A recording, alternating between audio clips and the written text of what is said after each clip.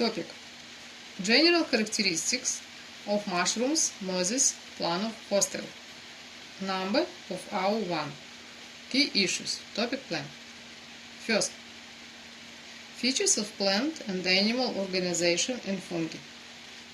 Second, enterotrophic nutrition of mushrooms. Third, the structure, reproduction. Fourth, biofit review.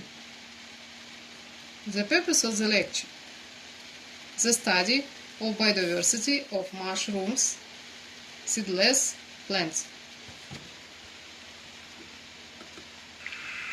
We discussed the hurdles that land plants had to overcome to handle their terrestrial environment. In this video, we'll discuss our first group of plants, the bryophytes. An example of the bryophytes are the mosses. We'll let mosses represent the whole group of bryophytes. Let's have a look at mosses. Notice its size, and notice how it grows. The defining characteristic of the bryophytes is that they are non-vascular. What does this mean, vascular or non-vascular? Well, it means that they have no internal system of conduction.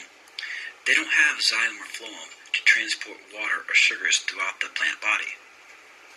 Lacking this internal system of conduction means that mosses, or bryophytes, must rely solely on diffusion to move materials through their body. In what ways does that limit mosses? Well, what does vascular tissue provide for plants? This internal system of conduction is an efficient way to move materials throughout the plant body.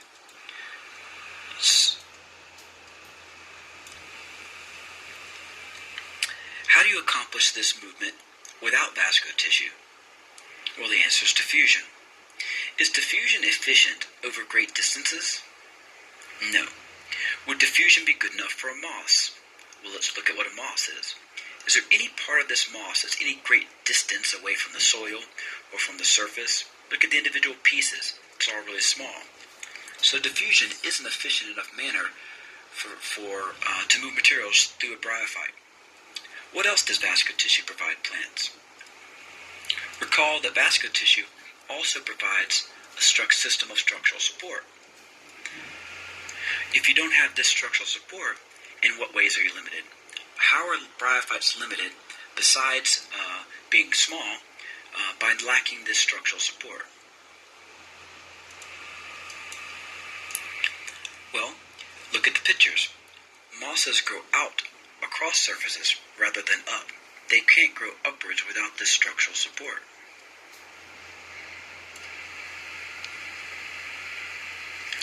Before we look at the other characteristics of bryophytes, let's go through the life cycle of a moss. Remember that all plant life cycles are variations of the generic generations life cycle that we've seen before. Let's start with a blank page. So, we have this green fuzzy moss on the ground, and we want to see its life cycle. We need to zoom in to see the structures involved. So, let's just pick a spot and zoom in and see what we see. Pick there and there. So we see a structure. It looks like this. And here we have a structure that looks like this. Now, this structure you can't see what I'm doing here. This structure over here on the left contains a jacket of cells. And inside that jacket of cells, this jacket of cells is called the archegonium.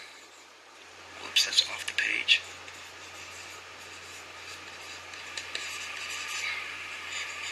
And this structure is called the antheridium.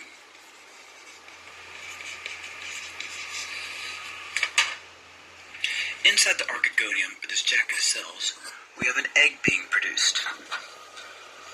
There's our egg. And the antheridia produce sperm.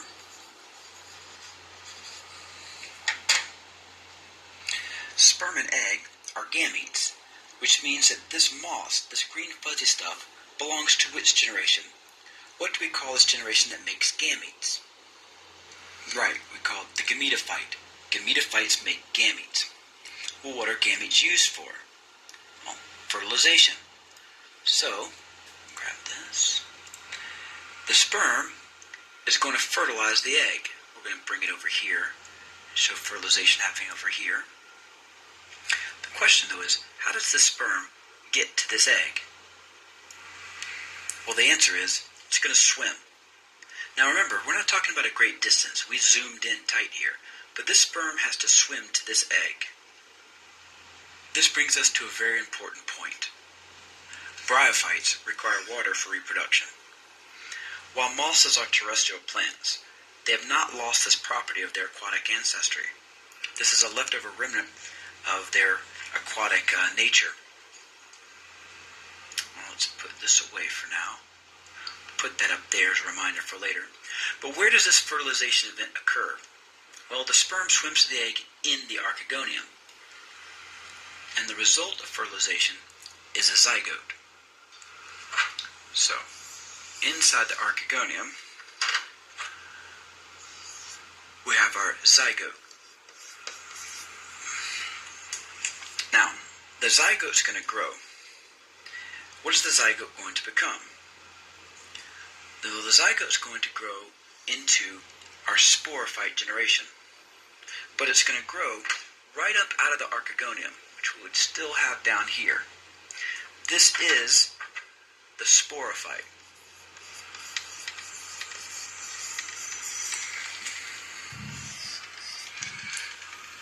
Well, what do sporophytes make? Well, hopefully you remember that sporophytes make spores. Why do you think it is that the sporophyte grows upwards? When the moss, it grows outwards. Think about it. Write it down. Here's a picture of the sporophytes. You can see growing up off of the moss down here. And the moss sporophyte grows upwards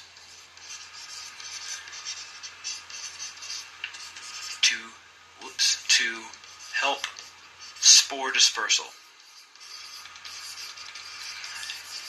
It wouldn't do any good to produce a spore down here, have it drop, and try to grow and compete against this thriving adult moss.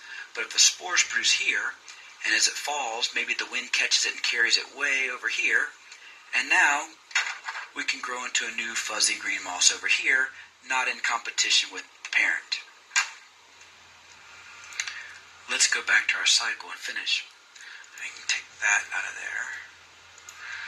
So, what do the spores become? Well, spores grow up and become new green fuzzy moss. Now, we need to go through this again and add a little bit more of important information. What is the ploidy of a spore? Well, spores are always haploid. So the spore grows through mitosis and cell division to make a gametophyte. And since mitosis doesn't change our ploidy, the gametophyte is haploid. The gametophytes make gametes, egg and sperm, and the gametes have to be haploid.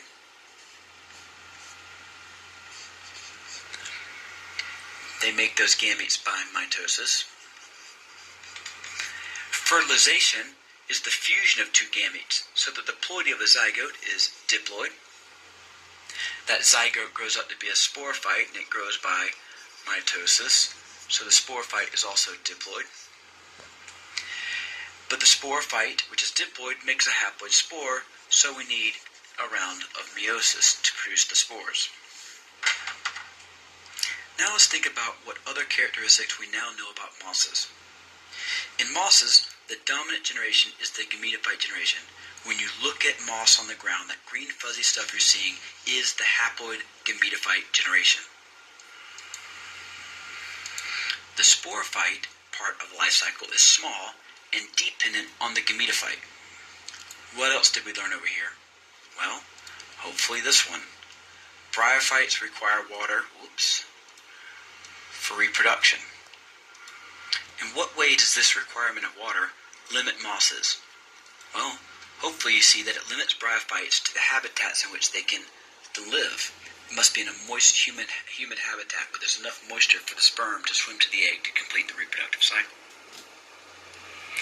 These environments look moist. You can see the moisture in the soil there. It's near a lake there. Which side of a tree does moss grow on? See how many outdoorsmen we have in the crowd here. The north side. Do you know why? Well, it's the north side of the tree that receives the most rainfall and the most moisture. So as we look at these characteristics, non-vascular, dominant generations gametophyte, and require water for reproduction, we can see some ways in which bryophytes are limited. They're limited in the size. They can't be big because they need to rely on diffusion. They're limited in their direction of growth. Without structural support, they grow out and not up. And they're limited in their habitat because they require water for reproduction. Now we have a few more small characteristics that we can talk about for bryophytes, and we'll just list them on the next page here. Bryophytes are small and thin, which makes them good for relying on diffusion. They have leaf-like structures but no true leaves. They have stem-like structures but no true stems. And they have root-like structures called rhizoids for absorbing moisture from the soil. Another characteristic is that mosses will often be the first type of plants to inhabit a novel environment. So there's our review on bryophytes. Next up. Answer the test questions in the online class. Watch the video on the YouTube and send task to the university system. Thank you for your attention.